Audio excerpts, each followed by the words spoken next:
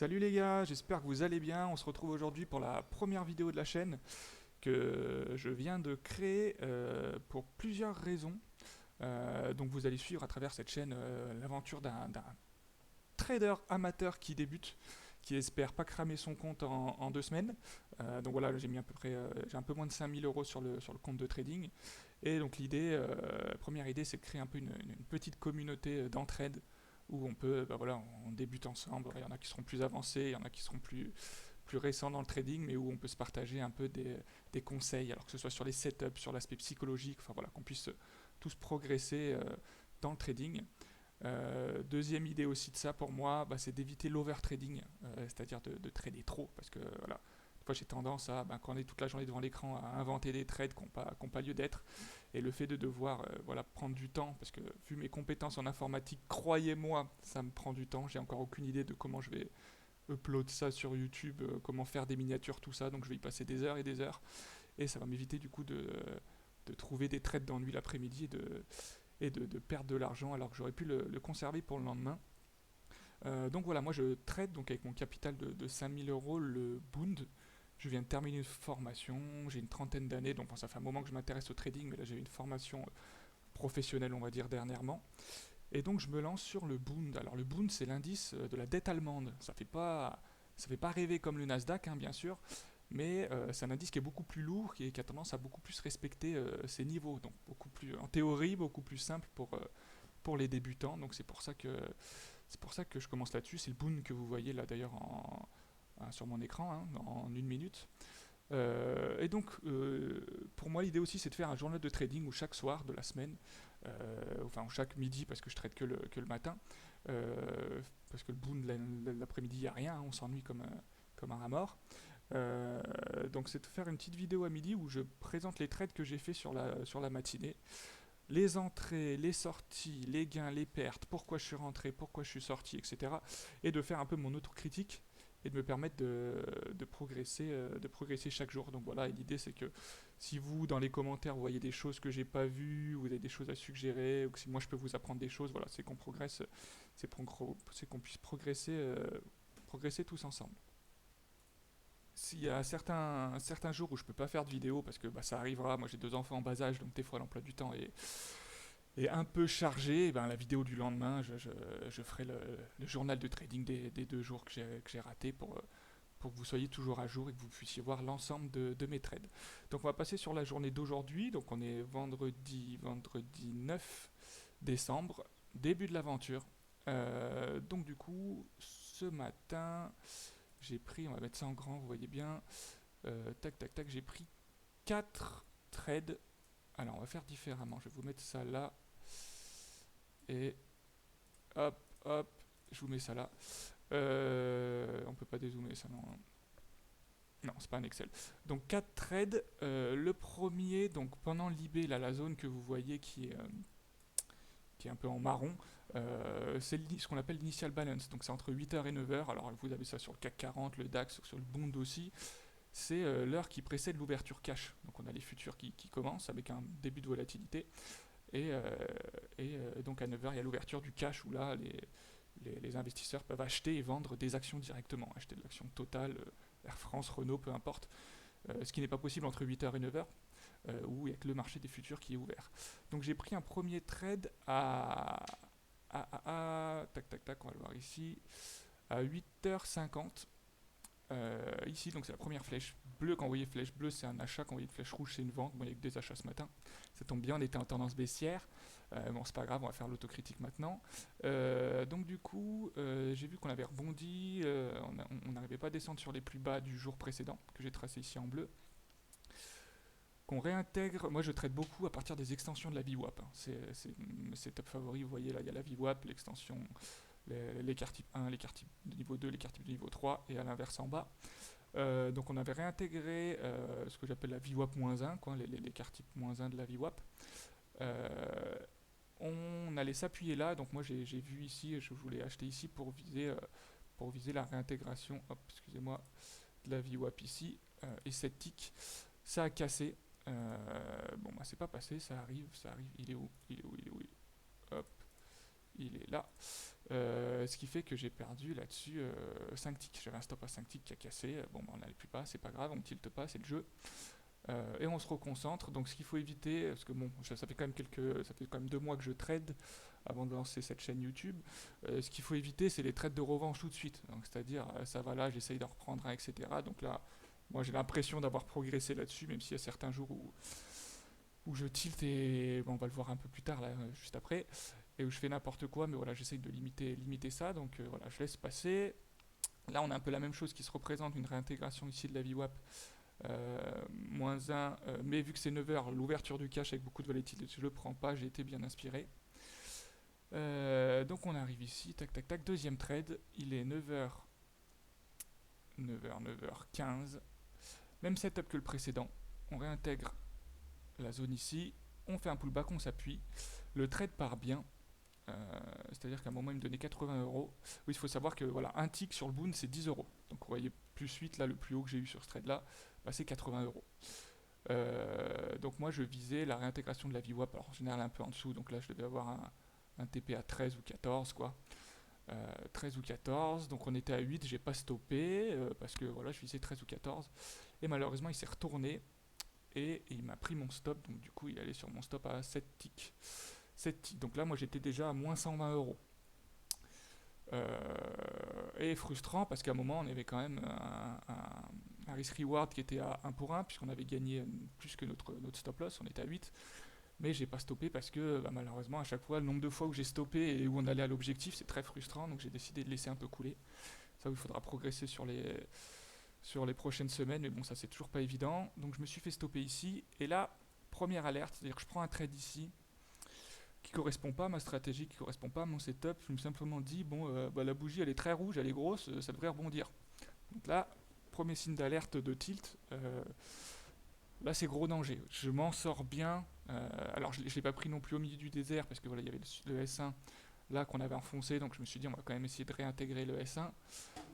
Mais bon, l'idéal, ça aurait été d'attendre quand même que ça hésite un peu, une fois, deux fois, trois fois. Là, de dire, voilà, il ne veut pas descendre plus bas, de le prendre là, ça aurait été plus cohérent. Parce que là, aussi bien il aurait pu s'arrêter là, aussi bien il aurait pu s'arrêter là, quoi, avant de repartir. Donc là, c'était vraiment un peu très chanceux. Ce qui est fou, c'est que le premier trade de la matinée qui passe, où je fais donc 8 ticks là-dessus, 80 euros, c'est un trade qui est pas bon en soi, quoi. Faut savoir être honnête. Il était dangereux, quoi. Il aurait très bien pu, j'avais un stop encore à 6 ticks, il aurait pu descendre là et j'aurais pu me retrouver à moins 180. Et là, après, compliqué derrière de remonter. Mais du coup, il se coupille bien quand même, je m'en sors bien.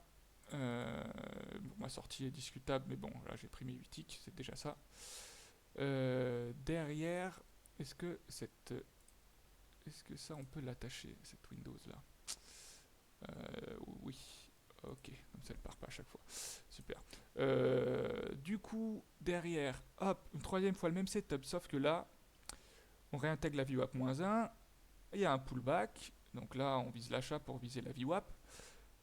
Là, un peu frileux, le jeune homme, parce que je m'étais fait quand même avoir 2 fois, où ça passait pas, donc je me suis dit, allez, j'attends, si on va chercher le S1, et je le prends sur le S1.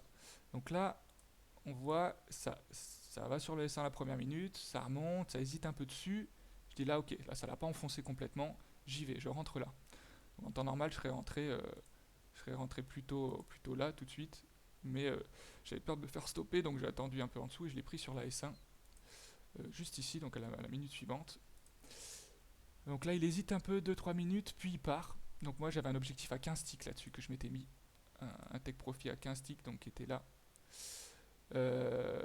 Donc j'avais pas visé la VWAP parce que je l'avais pris un peu en dessous, je me dis je peux me permettre de gagner un peu moins. Et là, alors c'est pareil, c'est un trade gagnant qui me fait 100 euros, donc 10 ticks.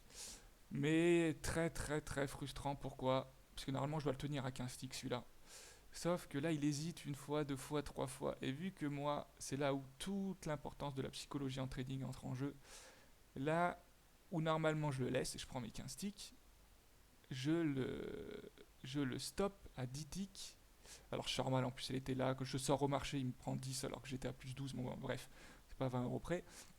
Vu que là, il m'a donné ça, et qu'après il allait me chercher mon stop loss, et je l'ai paniqué et je suis sorti avant. Alors que ça se trouve, si lui m'avait donné mon retour à la VWAP, là j'aurais été serein, détendu, avec du cash d'avance, et je l'aurais tenu. Donc c'est là où il faut s'améliorer, c'est savoir, même s'il y a eu des mauvaises expériences, une fois, deux fois, trois fois, faut tenir son setup, et là j'aurais dû aller chercher la VWAP. Surtout qu'en pratique, là je vous dis, je stoppe ici. Déjà ça me stoppe 2 ticks en dessous, parce qu'au marché, j'ai pas été bien exécuté. Et 3 secondes après, il y a, boum, la poussée là, et j'aurais attendu 3 secondes de plus avant de sortir, et je sortais à 15 ticks, quoi. Donc là j'ai dit, oula, ça a commencé à me tilter. Et c'est là que j'ai eu l'idée un peu de lancer la chaîne YouTube en se disant, voilà, plutôt que d'aller chercher des trades parce que je commençais à avoir la frustration venir, etc., etc., euh, on va faire ça et on reviendra plus calme sur les marchés.